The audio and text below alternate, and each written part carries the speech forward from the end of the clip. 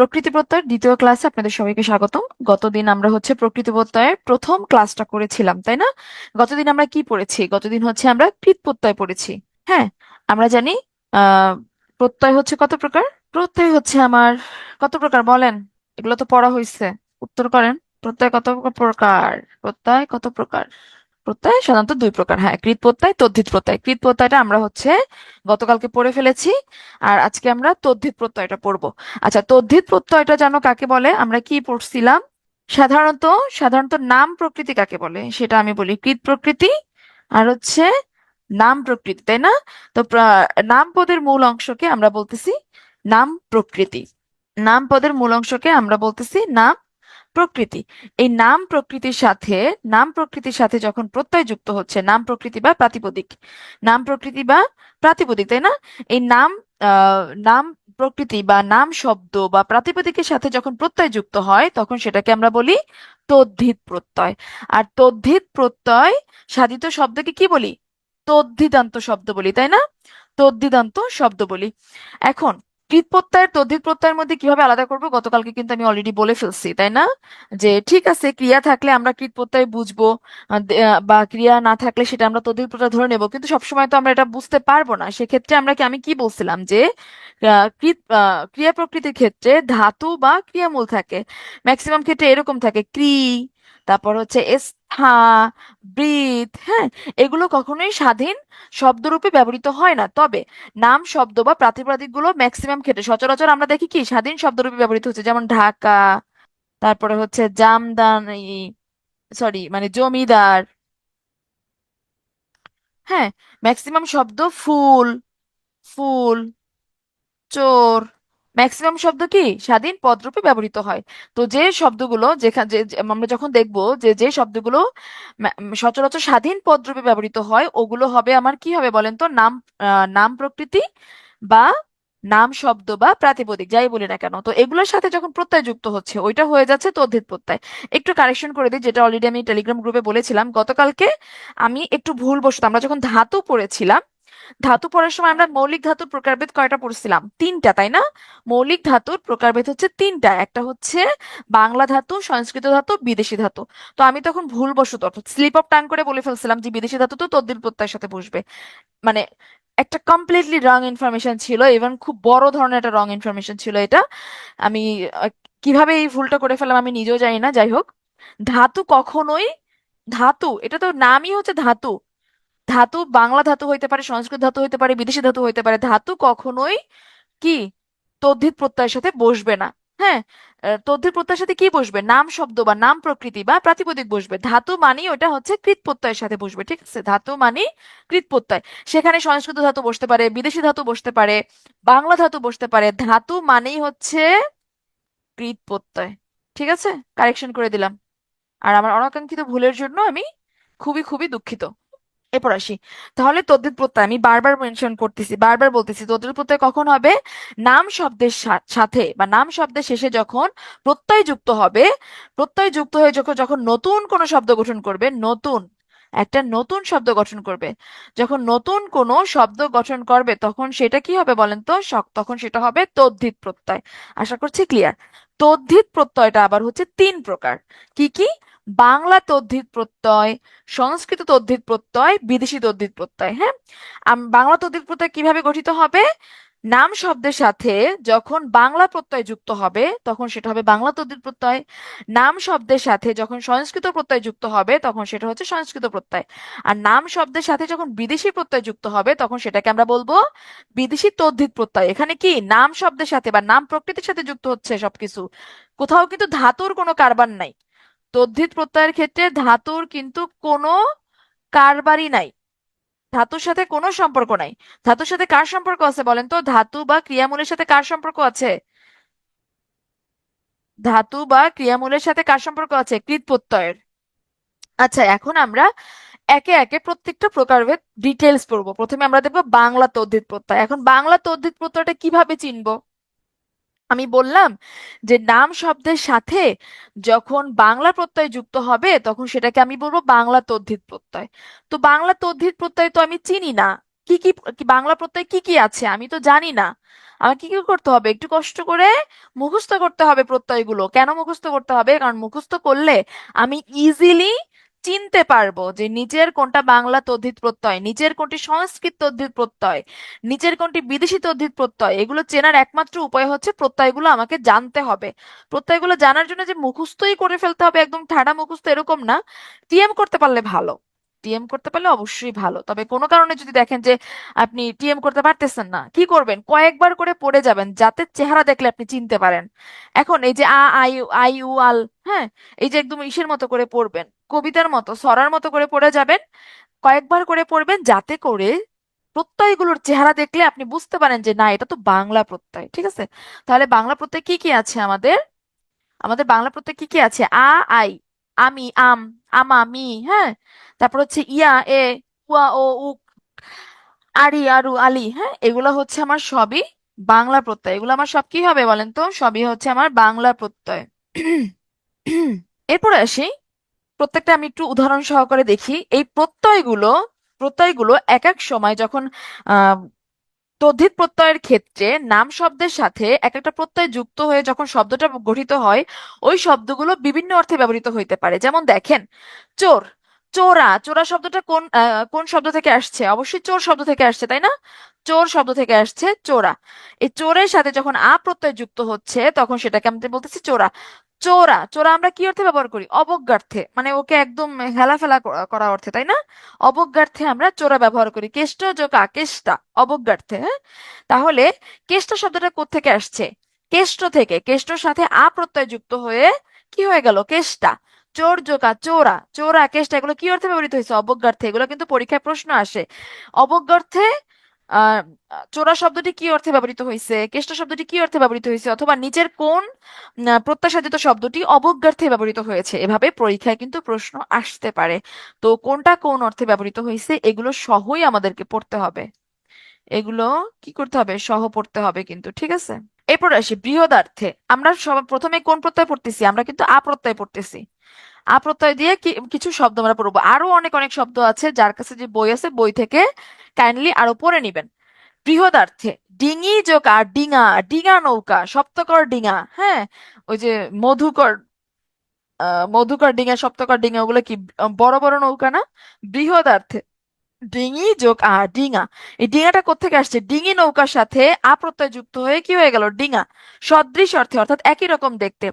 বাঘ যোগ বাঘা, বাঘা। হাত যোগ হাতা, কাল যোগ কালা। ঠিক আছে? এগুলো হচ্ছে আমার আ প্রত্যয় যুক্ত হয়ে গঠিত হয়েছে। এখানে বাঘ কিন্তু কি নাম শব্দ, এগুলো কিন্তু স্বাধীন পদরূপে ব্যবহৃত হতে পারে, তাই না? হাত নাম শব্দ, কাল নাম শব্দ, এগুলো কিন্তু আমরা স্বাধীন শব্দ হিসেবে ব্যবহৃত হইতে দেখি। ঠিক আছে? তাহলে তদ্ধিত প্রত্যয়ের কৃত প্রত্যয় নিশ্চয়ই আপনারা এখন ইজিলি আলাদা করতে পারবেন। বুঝে গেছেন বেসিক কনসেপ্টটা। সমষ্টি অর্থে 20 যোগ বিশা, 22 যোগ বাইশা, বাইশা থেকে কি হয়ে যাচ্ছে? বাইশে। হ্যাঁ, এটা পরে আবার পরিবর্তন হয়ে বাইশে হয়েছে, কোনো সমস্যা নাই। দুইটার যে কোনো একটা আপনি মানে দুইটাই সঠিক এখানে। সমষ্টি অর্থে অর্থাৎ 20 যোগ 20-এর সাথে যখন আমি প্রত্যয় যুক্ত করতেছি তখন আমি কি পেলাম? বিশা। এখানে কি 20, 20টা সংখ্যার সমষ্টি বুঝাইছে। বিশা, বাইশা মানে 22 জন। 22 জন যে কোনো পরিমাণ হইতে পারে, 22টা পরিমাণ, যে কোনো বস্তু, যে কোনো ব্যক্তি। হ্যাঁ, এই যে 22 জন বস্তু বা 22 জন ব্যক্তির সমষ্টি বুঝাইলো 22 যোগ বাইশা। বাইশা কবি কোথায় পাওয়া যায় বলেন তো বাংলা সাহিত্যে? বাইশা কবি জানেন না? আপনারা কি ঘুমায় গেছেন? মঙ্গল কাব্যে বাইশা কবি, গুড। আচ্ছা, আই প্রত্যয়। এবার এতক্ষণ আমরা কি পড়লাম? আ প্রত্যয়টা পড়ছি, তাই না? নাম শব্দের শেষে যদি আ প্রত্যয় যুক্ত হয় তাহলে কিভাবে শব্দ গঠিত হচ্ছে সেটা আমরা দেখেছি। এখন আমরা দেখবো আই প্রত্যয়। হ্যাঁ, বড়াই, বড়াই শব্দটা কোত্থেকে আসছে? বড়াই শব্দটা আসছে বড় থেকে, বড় থেকে, তাই না? বড় থেকে আসছে। তো বড়র সাথে যখন আই প্রত্যয় যুক্ত হচ্ছে তখন হয়ে যাচ্ছে বড়াই। পুষ্টর সাথে যখন আই প্রত্যয় যুক্ত হচ্ছে তখন হয়ে যাচ্ছে পোষ্টাই। এই যে বড়াই, পোষ্টাই, এগুলো কি অর্থে ব্যবহৃত হয়েছে? এগুলো ভাব অর্থে, ভাববাচক বিশেষ্য অর্থে ব্যবহৃত হয়েছে, ভাব অর্থে ব্যবহৃত হয়েছে। ঠিক আছে? আদর অর্থে আমরা বলি না কানাই নিমাই, একটু আদর করে বলি, তাই না? কানু যোগ আই কানাই, নিম যোগ আই নিমাই, এখানে কানাই নিমাই এগুলো হচ্ছে আমার আদর অর্থে। এরপর আসি আমি, আমো, মি, এই প্রত্যয়গুলো যুক্ত হলে এগুলোও কিন্তু তদ্ধিত প্রত্যয় হবে। যেমন দেখেন, ভাব অর্থে ইতর যোগ আমি, ইতরামি, পাগল যোগ আমি, পাগলাই, মানে পাগলের ভাব, ইতরের ভাব, চোরের মতো ভাব করে তাকে, যে চোরের মতো ভাব করে তাকে আমরা কি বলি? চোরামি করতেছে। হ্যাঁ, তার মানে কি? চোর চোর ভাব করতেছে। বাদর যোগ আমি, বাদরের মতো যে ভাব করতে থাকে সেগুলো বাদরামি। বলে তুমি বাদরামি করো না, তার মানে কি? ওই বান্দর যেমন লাফায় ওই অমনে লাফাইতেছে, তো এই কারণে আমরা বলি না বাদরামি কইরো না। তাহলে কি? বাদরের মতো ভাব করতেছে। ফাজিল যোগ আমি, ফাজলামি বা ফাজলামো, যে কোনো দুইটাই সঠিক। এখানে ফাজলামি থেকে পরবর্তীতে ফাজলামো হয়ে যায়, দুইটাই সঠিক। তাহলে আমরা কি পড়লাম? ভাব অর্থে এই প্রত্যয়গুলো যুক্ত হতে পারে। হ্যাঁ, আমো, ফাজিল যোগ আমো, ফাজলামো, ফাজিল যোগ আমি, ফাজলামি। হ্যাঁ, এরপর আসি বৃত্তি বা জীবিকা অর্থে ঠকামো, মানে কিছু মানুষের কাজ থাকে না, অন্যকে মানুষের মেইন কাজই হচ্ছে অন্যকে ঠকানো, এটা তার পেশা। এইটাই, এই অন্যকে ঠকাই সে জীবিকা নির্বাহ করে। অনেক কিন্তু মানুষ আছে যে হচ্ছে দালাল, যারা দেখেন না কেমনে বিভিন্ন জায়গায় কাজ করতে গেলে যে দালালদের খপ্পরে পড়েন, ওদের কাজই তো মানুষকে ঠকানো, তাই না? ওই ঠকানোর মাধ্যমে ও টাকা ইনকাম করে ওর জীবন জীবিকা চালাইতেছে।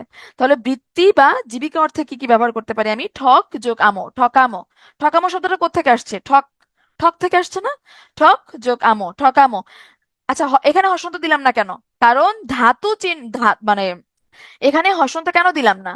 কারণ এখানে ঠক ও যোগ আমো, এখানে আমার একটা অধ্বনি আছে, এখানে আমার একটা অধ্বনি আছে, এই কারণে আমি এখানে হসন্ত ব্যবহার করি নাই। ঘর যোগ আমি, ঘরামি। ঘরামি যারা হচ্ছে অন্যের ঘর নির্মাণ করে দেয়, এটাও তার বৃত্তি বা জীবিকা অর্থে ব্যবহৃত হয়। তাহলে বৃত্তি বা জীবিকা অর্থে আমরা কি কি তদ্ধিত প্রত্যয় সাধিত শব্দ পেলাম? ঠক যোগ আমো, ঠকামো, ঘর যোগ আমি, ঘরামি। আবার নিন্দা জ্ঞাপন অর্থে, হ্যাঁ, জ্যাঠামি। জ্যাঠামি মানে কি? জ্যাঠামি মানে কি আমরা ওই যে যৌগিক শব্দের মধ্যে পড়েছিলাম না? বলেন তো জ্যাঠামি মানে কি, মনে আছে কিনা? জ্যাঠামি প্রথমত কি শব্দ এটা বলেন আগে। জ্যাঠামি কি শব্দ এটা বলেন আগে, এরপরে জ্যাঠামি কি অর্থে ব্যবহৃত হয়েছে ওইটা বলিয়েন। জ্যাঠা যোগ আমি, জ্যাঠামি। জ্যাঠামি কি শব্দ? সাধিত শব্দ তো ঠিক আছে, সব তো ভুলে বসে আছেন। সাধিত শব্দ তো ঠিক আছে রে ভাই, আপনি অন্য প্রকার ভেদগুলো বলেন। এক্স্যাক্টলি, মেহেদি, মেহেদি, সুমি, এরা ঠিক বলছে। কেউ বলতেছেন যৌগিক, কেউ বলতেছেন সাধিত। সাধিত শব্দ তো ঠিক আছে, মৌলিক শব্দ ব্যতীত যত শব্দ আছে সবই সাধিত শব্দ। রুড়ি শব্দ, গুড, রুড়ি শব্দ। হ্যাঁ, জ্যাঠামি বলতে আমরা হচ্ছে কি বলি? জ্যাঠা, বাবার হচ্ছে বড় ভাই, কি তো জ্যাঠা বলি না? আমি এই সম্পর্কগুলো একটু কম বুঝি। বোকামি বুঝোচ্ছে, রাইট, এই যে মেহেদি ভাইয়া ঠিক বলছে, বোকামি বুঝোচ্ছে। জ্যাঠামি, জ্যাঠা কি আমার মানে বড় চাচাকে বুঝাই, কিন্তু জ্যাঠামি বলতে আমি কি বুঝাচ্ছি? বোকামি বুঝাচ্ছি, বোকামি অর্থে ব্যবহৃত হচ্ছে। হ্যাঁ, তাহলে দেখেন এটা কি? তুমি বোকামি করো না, ওটা কাইন্ড অফ নিন্দা করতেছে। তো জ্যাঠা যোকামি, জ্যাঠামি, ছেলে যোকামি, ছেলেমি, মানে ছেলেমি করতেছে, মানে ম্যাচিউর ম্যাচিউর আচরণ করতেছে না, বাচ্চাদের মতো আচরণ করতেছে, ছেলেমি করতেছে। তাহলে নিন্দা জ্ঞাপন অর্থে তদ্ধিত প্রত্যাশাদিত শব্দ কোনগুলো? জ্যাঠা যোকামি, জ্যাঠামি, ছেলে যোকামি, ছেলেমি। কোনটা কোন অর্থে ব্যবহৃত হচ্ছে এটা সহ পড়তে হবে, কিন্তু পরীক্ষায় প্রশ্ন আসে, বারবার বলতেছি। এরপর আসি ভাব অর্থে রস্বই বা দীর্ঘই প্রত্যয়গুলো আমি কিভাবে ব্যবহার করতে পারি। বাহাদুর যোগ উড়ি, বাহাদুর যোগ কি? বাহাদুর, বাহাদুরি। বাহাদুরি কোত্থেকে আসছে? বাহাদুর থেকে। হ্যাঁ, যে তুমি তুমি এত বাহাদুরি কইরো না, মানে তুমি যেমন বাহাদুর যোগ ই, বাহাদুরি। উমেদার যোগ ই, উমেদারি। হ্যাঁ, বাহাদুরের মতো ভাব করতেছে এই কারণে তাকে বাহাদুরি বলতেছি, উমেদারের মতো ভাব করতেছে এই কারণে তাকে উমেদারি বলতেছি, যে আমার সাথে উমেদারি কইরা লাভ নাই।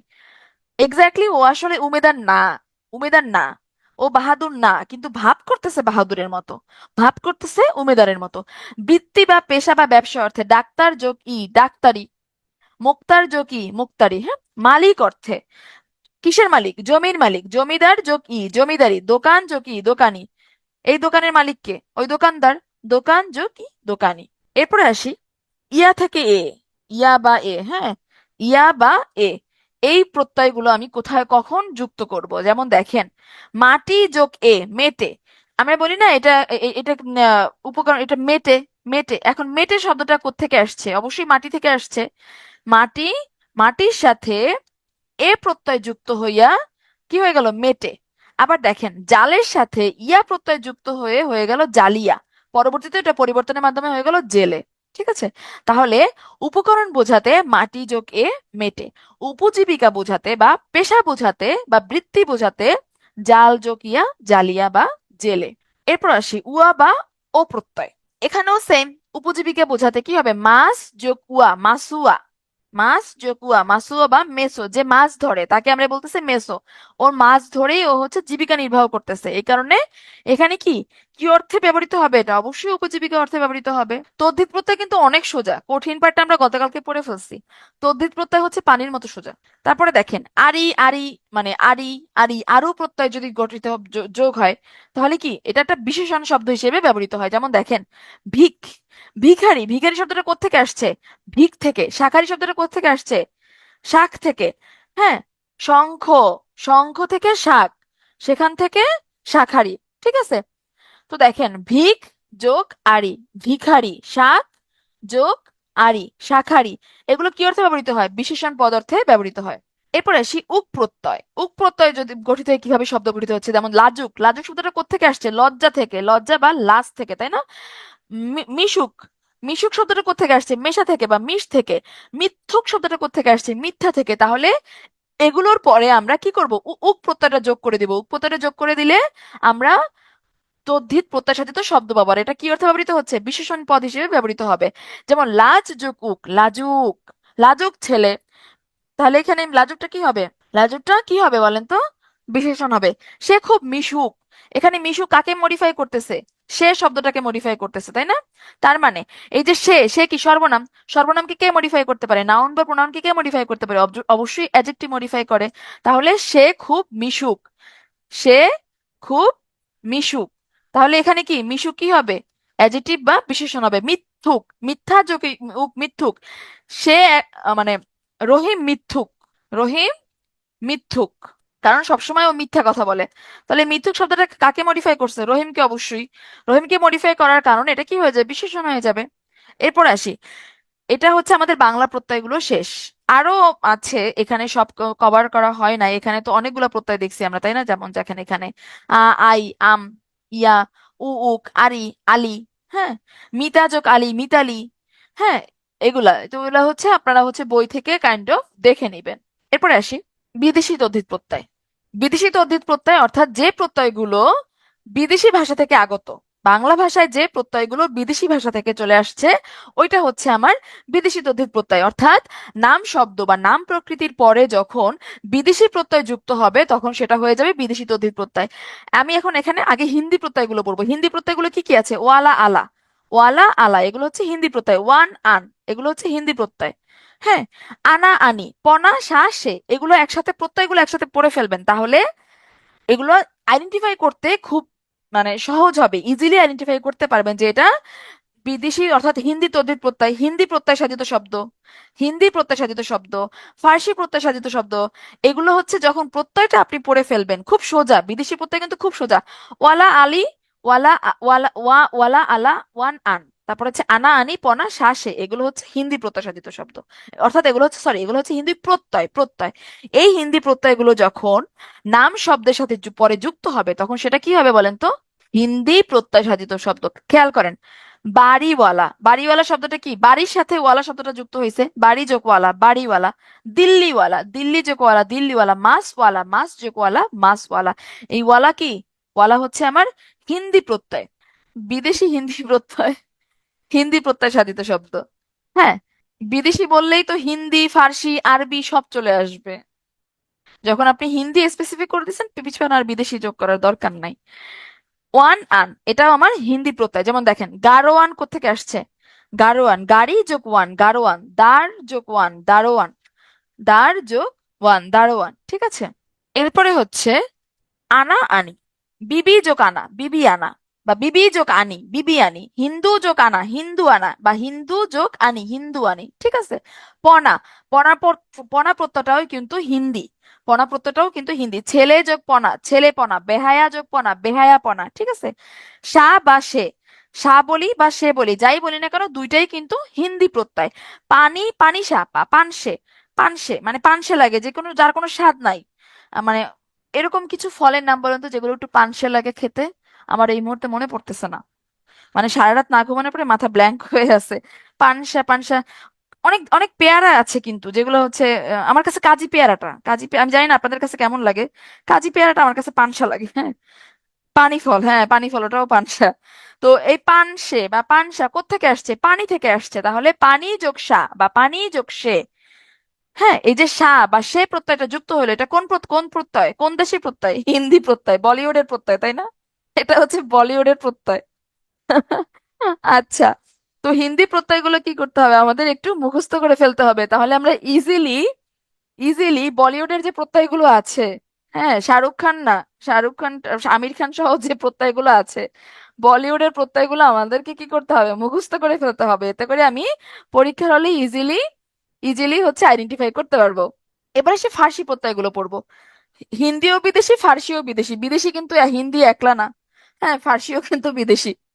আচ্ছা, ফার্সি প্রত্যয় কি কি আছে, খুব সোজা। কর, গর, গর কর দার বাচ, দার, বন্দি বন্দ সই, এগুলো হচ্ছে সব ফার্সি প্রত্যয়, এগুলো হচ্ছে আমার ফার্সি প্রত্যয়। চলেন আমরা একটু পড়ি।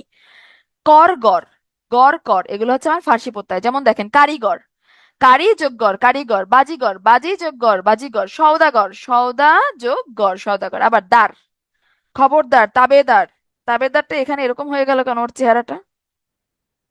তাবেদার সমান সমান কি হবে? তাবে যোগ দার, তাবে যোগ দার, তাই না? তাবেদার। আচ্ছা, দেখেন দার প্রত্যয় যোগে তাহলে কি কি হবে? খবর যোগদার, খবরদার, তাবে যোগদার, তাবেদার, পাহারা যোগদার, পাহারাদার। অর্থাৎ পাহারার সাথে দার প্রত্যয় যুক্ত হইলো, নতুন একটা শব্দ পেলাম। পাহারা, পাহারা, পাহারা মানে কি, মানে হচ্ছে চারপাশে কোনো কিছু ইয়া করা, পাহারা তো বুঝেনি। এই পাহারা দেওয়ার কাজটা যে করে তাকে আমি বলতেছি পাহারাদার। পাহারা শব্দের অর্থ একটা, পাহারাদার শব্দের অর্থ কিন্তু একটা একটা। পাহারাদার একজন ব্যক্তিকে বুঝাচ্ছি, আর পাহারা বলতে ক্রিয়া, ওই মানে প্রসেসটাকে বুঝাচ্ছি, ক্রিয়া বলতে ওই প্রসেসটাকে বুঝাচ্ছি।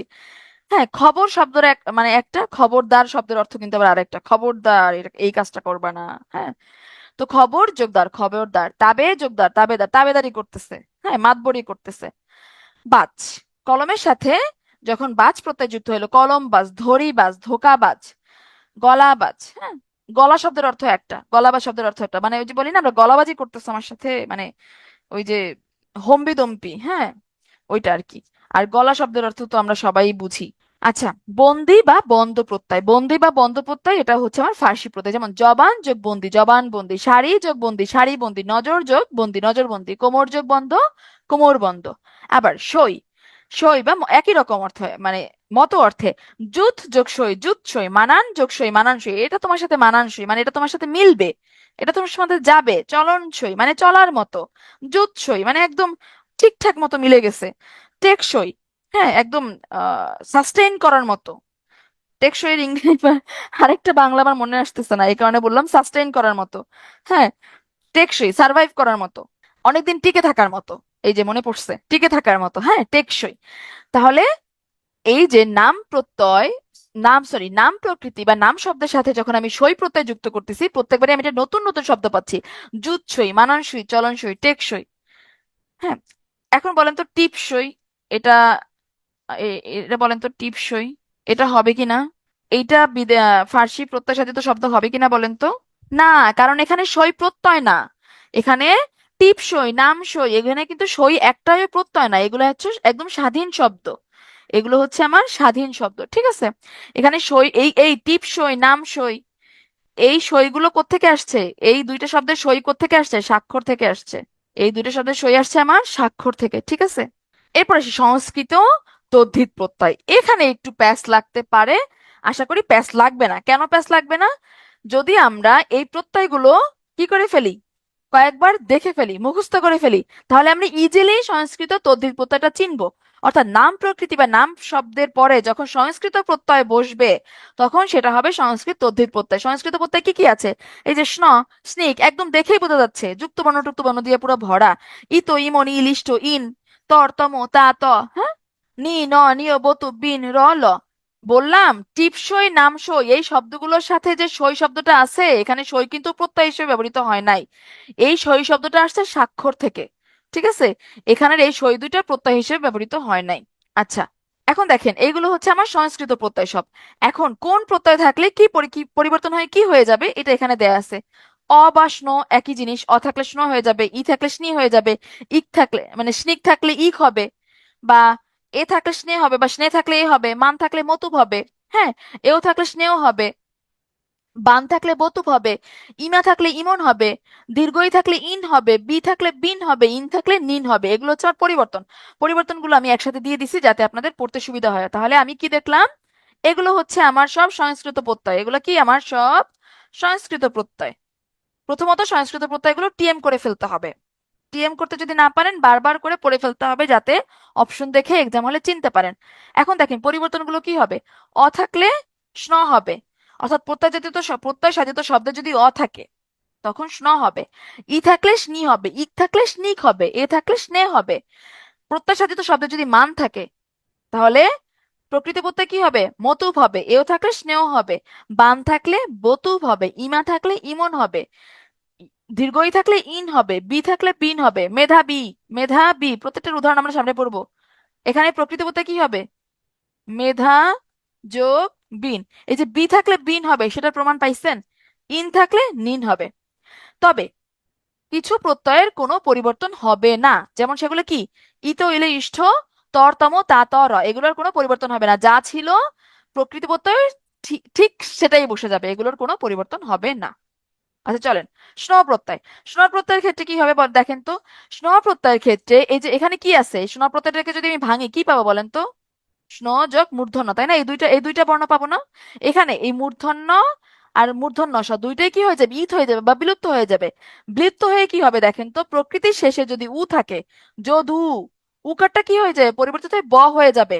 উকারটা পরিবর্তিত হয়ে ব হয়ে যাবে এবং আদি স্বরের বৃদ্ধি হবে। যেমন শব্দটা ছিল যদু, বৃদ্ধি হয়ে কি হয়ে গেল যা, যাদব।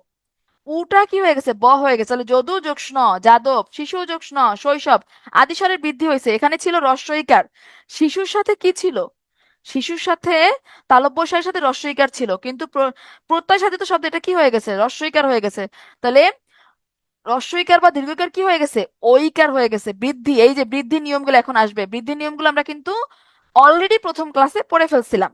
রস্বই বা দীর্ঘইকার থাক সরি রস্বই বা দীর্ঘইকার থাকলে কি হয়ে যায়, কি হয়ে যায়, ঐকার হয়ে যায় বৃদ্ধিতে। এই নিয়মগুলো কিন্তু চলে আসছে। মানব, মনু যোগ স্ন। লাঘব, লঘু যোগ স্ন। সৌর, সূর্য যোগ স্ন। এটা হচ্ছে নিপাতনে সিদ্ধ। এটা অবশ্য এখানে চলে আসছে।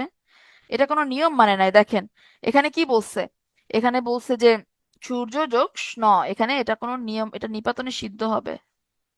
লিখে দেই, মূলবশত এখানে চলে আসছে সূর্য যোগ স্ন। যেমন দেখেন এখানে স্ন প্রত্যয়টা বিলুপ্ত হয়ে সূর্য রিলেটেড কিছু হওয়া উচিত ছিল। মানে বুঝাইতে পারতেছি না। দেখেন সূর্য যোগ স্ন, এটা সৌর হয়েছে। সাধারণ নিয়ম অনুযায়ী হওয়া উচিত ছিল এরকম, হওয়া উচিত ছিল সু যোগ স্ন, সু যোগ স্ন অথবা অ। সেখান থেকে হওয়া উচিত ছিল সৌর, সৌর, তাই না? সৌরকে ভাঙলে সু যোগ স্ন হওয়ার কথা ছিল। কিন্তু সৌর শব্দটা কোত্থেকে আসছে, সূর্য থেকে।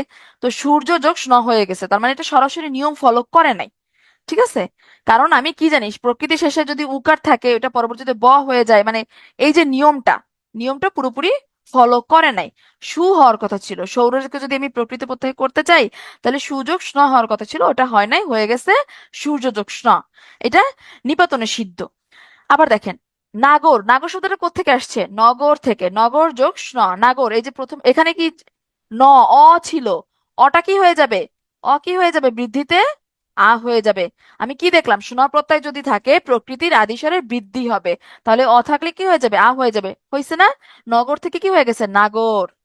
পার্থিব, পৃথিবী যোগ স্ন, পৃথিবী যোগ স্ন। যদি রিকার থাকে, যদি রিকার থাকে বৃদ্ধির ক্ষেত্রে তাহলে কি হবে বলেন তো, পার, আর হয়ে যাবে, আর হয়ে যাবে, আমরা পড়ছিলাম কিন্তু। তাহলে পৃথিবী থেকে কি হয়ে যাবে, পার্থিব। এবার আসি, স্নর সাথে যদি জফলা থাকে এখানেও সেম, স্ন এবং মূর্ধন্য ইত হয়ে যাবে। প্রকৃতির সাথে যদি র থাকে পরিবর্তন হয়ে কি হয়ে যাবে, রেফ হয়ে যাবে। যেমন দেখেন আহার যোগ স্ন, আহার্য। এখানে র ছিল, রেফ হয়ে গেছে।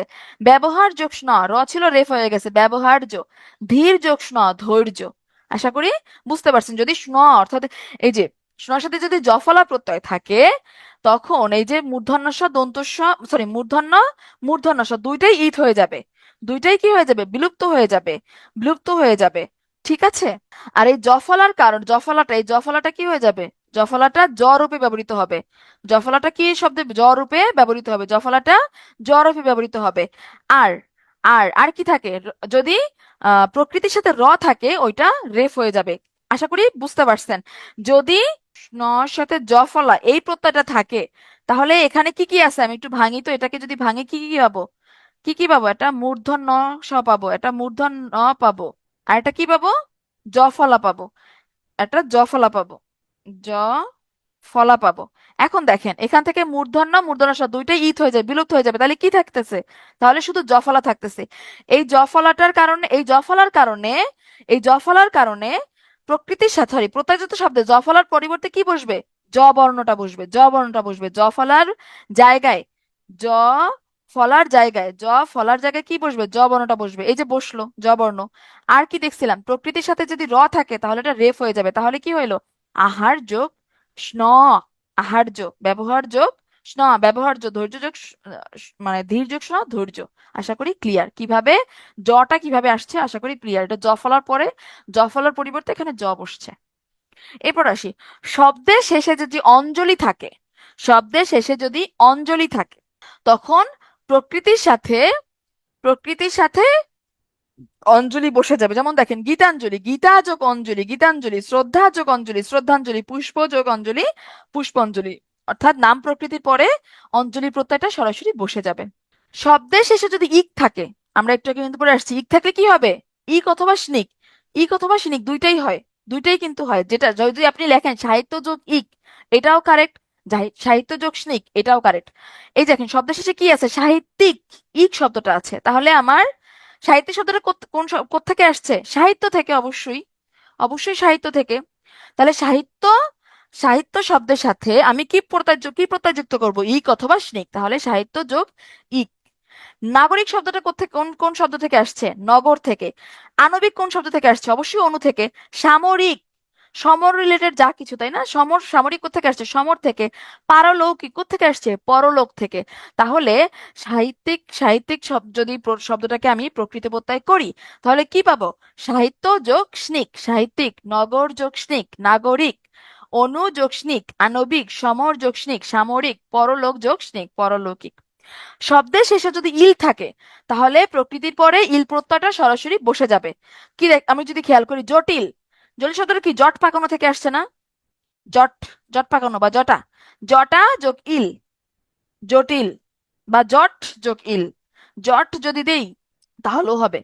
এটা জটা যোগ ইল, এটা হচ্ছে কয়েকটা বইতে জটাও আছে, কয়েকটা বইতে জটও আছে, দুইটাই হবে, সমস্যা নাই। জট যোগ ইল বা জটা যোগ ইল। তারপরে এখানে জট দিলেই বেশি ভালো হবে, কয়েকটা বইতে জটাও আছে। এই জটিল কোত্থেকে আসছে? আমরা যে বলি না জট পাকায় গেছে, মানে প্যাস্ট লেগে গেছে, ওই জট থেকে আসছে। তাহলে কি? জট জটিল, জটিল কুট, যে কইল কুটকাচালি কইরো না, কুটিল শব্দটা কি কোত্থেকে আসছে? কুটকাচালি থেকে, ওই যে কুট শব্দটা থেকে আসছে। তাহলে কুট জটিল কুটিল। স্বপ্নীল, স্বপ্ন জটিল স্বপ্নীল। হ্যাঁ, তাহলে আমি কি কি বললাম? প্রত্যয়জাত শব্দের শেষে যদি ইল থাকে, তাহলে না প্রকৃতি, নাম প্রকৃতি পরে সরাসরি ইল প্রত্যয়টা বসে যাবে। আবার দেখেন, প্রত্যয়জাত শব্দের শেষে যদি ইতো থাকে, ইতো থাকে, তাহলে প্রকৃতির পরে সরাসরি ইতো প্রত্যয়টা বসে যাবে। যেমন দেখেন দুঃখ যোগ ইত দুঃখিত, পুষ্প যোগ ইত পুষ্পিত, কণ্টক যোগ ইত কণ্টকিত, কুসুম যোগ ইত, এখানে হসন্ত হবে, কণ্টক যোগ ইত কণ্টকিত, কুসুম যোগ ইত কুসুমিত। ঠিক আছে, এরপর আসি, শব্দের শেষে যদি ইষ্ঠ থাকে, প্রত্যয়জাত শব্দের শেষে যদি ইষ্ঠ থাকে, প্রকৃতির সাথে সরাসরি ইষ্ঠ বসে যাবে। শব্দের শেষে প্রত্যয়জাত শব্দ এখানে কোনটা? লঘিষ্ঠ, তাই না? উচ্চারণ করি তো, লঘিষ্ঠ। কি পাইলাম? শেষে কিন্তু ইষ্ঠ আছে। তাহলে এটার প্রকৃতি বলতে কি হবে? লঘিষ্ঠ শব্দ কোত্থেকে আসছে? লঘু থেকে। তাহলে লঘুর সাথে আমি ইষ্ঠ প্রত্যয়টা যুক্ত করে দিব। শেষ, কাহিনী খতম। গরিষ্ঠ শব্দটা কোত্থেকে আসছে? গুরু থেকে। গুরুর সাথে আমি ইষ্ট প্রত্যয়টা যুক্ত করে দেব, গরিষ্ঠ। এবার দেখেন, প্রত্যয়জাত শব্দের শেষে যদি ইমা থাকে, ইমা থাকলে কি বসবে? ইমন বসবে, ইমা ইমন। এরা গার্লফ্রেন্ড বয়ফ্রেন্ড, ইমা যোগ ইমন, এরা হচ্ছে চিরাচরিত বন্ধন, এভাবে মনে রাখবেন, হাজবেন্ড ওয়াইফ এরা। হ্যাঁ, মহৎ যোগ ইমন মহিমা, নীল যোগ ইমন নীলিমা, নীলিমা। দেখেন শেষে কিন্তু ইমা আছে, তাহলে ইমা থাকলে কি হবে? ইমন হবে। এখন দেখেন মহিমা, মহিমা, মহিমা শব্দটা কোত্থেকে আসছে? মহৎ থেকে। আবার নীলিমা, নীলিমা শব্দটা কোত্থেকে আসছে? নীল থেকে। দ্রাঘিমা, দ্রাঘিমা শব্দটা কোথায় আসছে? দীর্ঘ থেকে। গরিমা, গরিমা শব্দটা কোথায় আসছে? গুরু থেকে। তাহলে এই নাম প্রকৃতির সাথে আমি কি করব? ইমা থাকলে ইমন হবে, ইমন প্রত্যয়টা যুক্ত মানে যোগ করে দিব। কাহিনী খতম। এবার আসি দেখেন, শব্দের শেষে যদি বান থাকে তাহলে হবে বতুপ, শব্দের শেষে যদি মান থাকে তাহলে হবে মতুপ। একটু খেয়াল করি, প্রত্যয়জাত শব্দের শেষে যদি বান থাকে, এখানে গুণবান, কি পাইলাম আমরা? বান পাইছি না? তাহলে গুণবান শব্দটা কোত্থেকে আসছে? অবশ্যই গুণ থেকে। যার অনেক বেশি গুণ আছে তাকেই তো আমরা গুণবান বলি, তাই না? তাহলে গুণ হচ্ছে আমার নাম শব্দ। এরপরে কোন প্রত্যয় বসবে বলেন তো? আমরা কি পড়েছি? বান থাকলে বতুপ হবে, গুণ যোগ বতুপ, গুণবান। দয়াবান, দয়া যোগ বতুপ। আবার কি দেখলাম? যদি প্রত্যয়জাত শব্দের শেষে মান থাকে তাহলে প্রকৃতি প্রত্যয়ের ক্ষেত্রে প্রত্যয় হিসেবে কোনটা বসবে? মতুপ বসবে। বুদ্ধিমান শব্দটা কোত্থেকে আসছে? বুদ্ধি থেকে। যার অনেক বেশি বুদ্ধি তাকেই তো আমরা বুদ্ধিমান বলি, তাই না? তাহলে এটা আসছে বুদ্ধি থেকে, বুদ্ধি যোগ মতুপ, বুদ্ধিমান। শেষ, প্রত্যয় কিন্তু শেষ। বলেন তো ইজি লাগছে কিনা? জাস্ট এটা বলেন যে তদ্ধিত প্রত্যয়টা যে পড়লাম ইজি লাগছে কিনা। ম্যাক্সিমাম নিয়ম আমি এখানেই হচ্ছে কভার করার চেষ্টা করছি। আরো কিছু আছে, এগুলো হচ্ছে আপনাদের যার কাছে যে বই আছে বা আমাদের পিটিও লেকচার বইও যদি থাকে ওখান থেকেও পড়তে পারবেন, বা যার কাছে যে বই আছে ওগুলাও পড়তে পারবেন, ঠিক আছে? এখন বলেন তদ্ধিত প্রত্যয় ইজি লাগছে কিনা। খুবই সোজা কিন্তু। জাস্ট প্রত্যয়গুলো যদি আপনি চিনতে পারেন, মনে রাখতে পারেন, তাহলে খুব সহজেই প্রকৃতি প্রত্যয় আপনি আইডেন্টিফাই করতে পারবেন। তাতে যেই উদাহরণই আসুক না কেন, যেই উদাহরণই আসুক না কেন, যেখান থেকেই প্রশ্ন হোক না কেন, যদি প্রত্যয়গুলো আপনি ধরতে পারেন, হ্যাঁ, ধাতু যদি আপনি চিনেন, কৃত প্রত্যয়ের ক্ষেত্রে যদি আপনি ধাতু চিনেন, হ্যাঁ, মুখস্থ করলে ভালো। আর এটা একবারে মুখস্থ করতে হবে না, বারবার পড়লে এমনি আপনার মাথায় সেট হয়ে যাবে। তখন আপনি দেখলেই চিনে ফেলতে পারবেন। মুখস্থ করতে পারলে তো অবশ্যই ভালো হবে। আচ্ছা, ধাতু যদি আপনি চিনতে পারেন, ঠিক আছে, সংস্কৃত ধাতু, বাংলা ধাতু, এগুলো যদি আপনি চিনতে পারেন, আবার আপনি যদি প্রত্যয়গুলো চিনতে পারেন, খুব ইজিলি আপনি প্রকৃত প্রত্যয় আপনার কাছে হয়ে যাবে ডাল ভাত, ডাল ভাত হয়ে যাবে। এক্সারসাইজ করতে গেলে ওই কারণে পারেন না, কারণ প্রত্যয়গুলো এখন আপনার মাথায় সেট হয় না, এই কারণে। এখানে প্রত্যয়, প্রকৃতি প্রত্যয় তো রুলস আসবে না, রুলস আসবে না। রুলস গুলো বুঝে বুঝে পড়ার জন্য, যে এই শব্দটা আসলে কিভাবে গঠিত হয়েছে এটা আপনার বোঝার জন্য। আপনি শুধু প্রকৃতি প্রত্যয় উদাহরণ পড়বেন, সমস্যা নাই তো, কোনো সমস্যা নাই। আপনার তো উদাহরণ থেকেই প্রশ্ন আসে, প্রকৃতি প্রত্যয় রুলস থেকে তো খুব একটা প্রশ্ন আসে না, আসে না বললেই চলে। বাচ্চার একটা ক্লাস হবে, বাচ্চার একটা ক্লাস হবে, ওইটা আপনাদের জুই আপু নিয়ে ফেলবে, ঠিক আছে? ওটা আপনাদের জুই আপু নিবেন। আচ্ছা চলেন আমরা সমার্থক শব্দ পড়ি। আগুন, আগুন শব্দের সমার্থক শব্দ কি? অগ্নি বন্যি। এটা আমরা জানি, ছোটবেলা থেকে এইগুলো পড়ে আসছি। অগ্নি বন্যি। এবার সে পাবক, পাবক শব্দের অর্থ কিন্তু আগুন। কিন্তু পবন শব্দের অর্থ কি বলেন তো? পাবক শব্দের অর্থ যদি আগুন হয় তাহলে পবন শব্দের অর্থ কি? পবন শব্দের অর্থ বাতাস বা বায়ু, গুড। হুতাশন, হুতাশন হচ্ছে আগুনের সমার্থক শব্দ। ঘরে বা কোথাও যদি আগুন লাগে আমরা কি করি? অনেক হুতাশ হয়ে যাই না? কি করব না করব, হ্যাঁ, হুতাশ হয়ে যাই। তাহলে হুতাশন, হুতাশন শব্দের মানে সমার্থক শব্দ কি হবে? আগুন। অনল, দহন, শিখা, এগুলো আমরা পারি, তাই না? এগুলো আমরা পারি, খুব কমন ওয়ার্ড। তাহলে কোনটা ভুল করব? হুতাশন আর ভুল করব না, কারণ আমরা আগুন লাগলে কি করি? মানে হুতাশ হয়ে যাই। হ্যাঁ, মানে পুরো হতাশ হয়ে যায়, পাগলের মতো করি, বলে হুতাশে অনেক কাজকর্ম করে ফেলি। বরিশালের এদিকে আমরা বলি যে ও তো এগুলা হুতাশে করে ফেলছে, হ্যাঁ। তো আগুন লাগলে আমরা মানে হুতাশের মতো করি, আরে কি হবে না হবে। তো হুতাশন হচ্ছে আগুনের সমার্থক শব্দ। মেইনলি আমরা এই তিনটা ভুলে যাব: কৃষাণু, সর্বভুক, বৈশ্যণা। সর্বভুক, যে সবকিছু খেয়ে ফেলে, সবকিছু ধ্বংস করে ফেলে। যদি একবার আগুন লাগে, ওই আগুন যদি নিভাইতে পারেন, ওইখানে আর কিছু কি বাকি থাকে? পুরো ধ্বংস হয়ে যায় না সব? সবকিছু গ্রাস করে ফেলে না? তো সর্বভুক, বৈশ্যানর, কৃষাণু, এগুলো হচ্ছে সবই আগুনের সমার্থক শব্দ। সূর্য, সূর্য সমার্থক শব্দ মেবি আমাদের পড়ানো হয়েছিল, এটা রিপিট হয়ে গেছে কিনা। আচ্ছা, রিপিট হলে হয়েছে, রিভিশন হয়ে যাবে। সূর্য ম্যাক্সিমাম ক্ষেত্রে ব্যক্তির নাম, ছেলেদের নাম। ব্যক্তির নাম বলতে ছেলেদের নাম। আর ম্যাক্সিমাম শব্দ ছেলেদের নাম বা মেয়েদের নামও আছে। অর্থাৎ সূর্য সমার্থক শব্দগুলো ম্যাক্সিমামই হচ্ছে ব্যক্তির নামে, ব্যক্তির নামে, ঠিক আছে? সূর্য সমার্থক তাহলে কি কি? রবি, ভানু, আফতাব, তিনজনই ছেলে।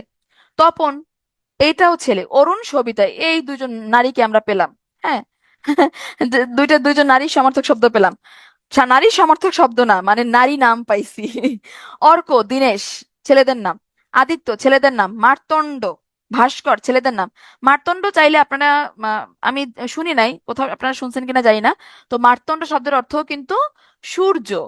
মার্তণ্ড শব্দের অর্থ কিন্তু সূর্য। তাহলে সূর্যের সমার্থক শব্দ কি? ম্যাক্সিমামই হচ্ছে ব্যক্তির নাম, তার মধ্যে বেশিরভাগই ছেলেদের নাম, সুন্দর সুন্দর নাম, রবি, ভানু, আফতাব, ভানু, তপন, অরুণ, সবিতা। অরুণ, সবিতা দুই লাকি গার্ল এখানে, হ্যাঁ, সূর্যের দুই লাকি গার্ল অরুণ, সবিতা। অর্ক, দীনেশ, আদিত্য, মার্তণ্ড, ভাস্কর, এগুলো হচ্ছে আমার সূর্যের সমার্থক শব্দ। পৃথিবী, পৃথিবীর সমার্থক শব্দ কি কি? ধরা, ধরণী, ধরাতল, ধরিত্রী। খুব সোজা, আমরা এটা পারবো, ছোটবেলা থেকে মোটামুটি এগুলো আমরা পড়ে আসছি। পৃথিবী সমার্থক শব্দগুলো ধরা, ধরণী, ধরাতল, ধরিত্রী। মহি, মেদিনী। মেদিনী শব্দের অর্থ পৃথিবী জানি, কিন্তু মহি শব্দের অর্থ যে পৃথিবী জানতাম? জানতাম না। আমরা সমার্থক শব্দগুলো পড়ার ক্ষেত্রে কি করব জানেন? যেগুলোর চেহারা একরকম ওগুলো একসাথে পড়ে ফেলবো। যেমন দেখেন, ধরা, ধরণী, ধরাতল, ধরিত্রী একটানে পড়ে ফেলবো, পৃথিবী সমার্থক শব্দ।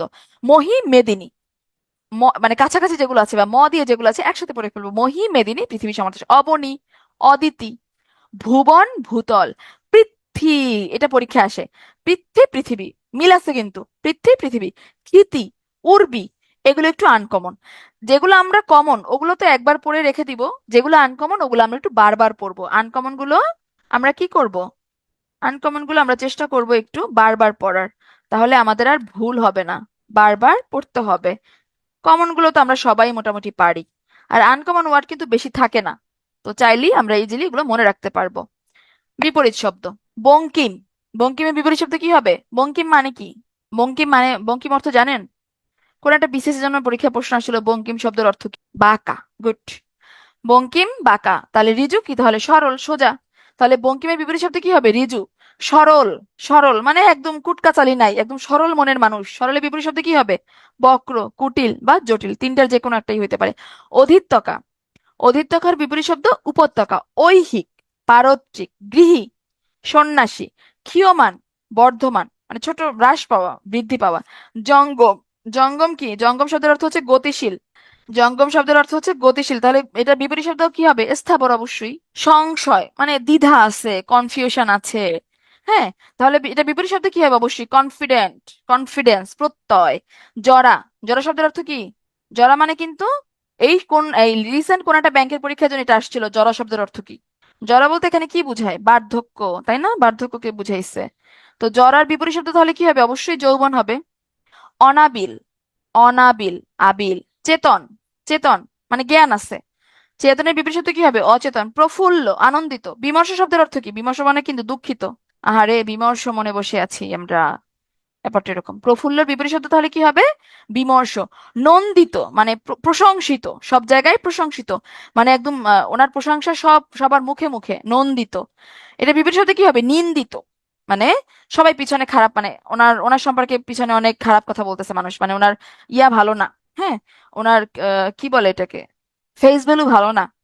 নিন্দিত, সমাজে উনি নিন্দিত মানুষ। আর যদি অনেক বেশি প্রশংসা পায়, সবার মুখে মুখে যার প্রশংসা, সে হচ্ছে নন্দিত। তাহলে নন্দিত বিপরীত শব্দ কি হবে? নিন্দিত। অলিক, অলিক শব্দের অর্থ কি? মিথ্যা। অলিকের বিপরীত শব্দ কি হবে? সত্য। শেষ আমাদের সেশন, আজকের সেশন এই পর্যন্তই।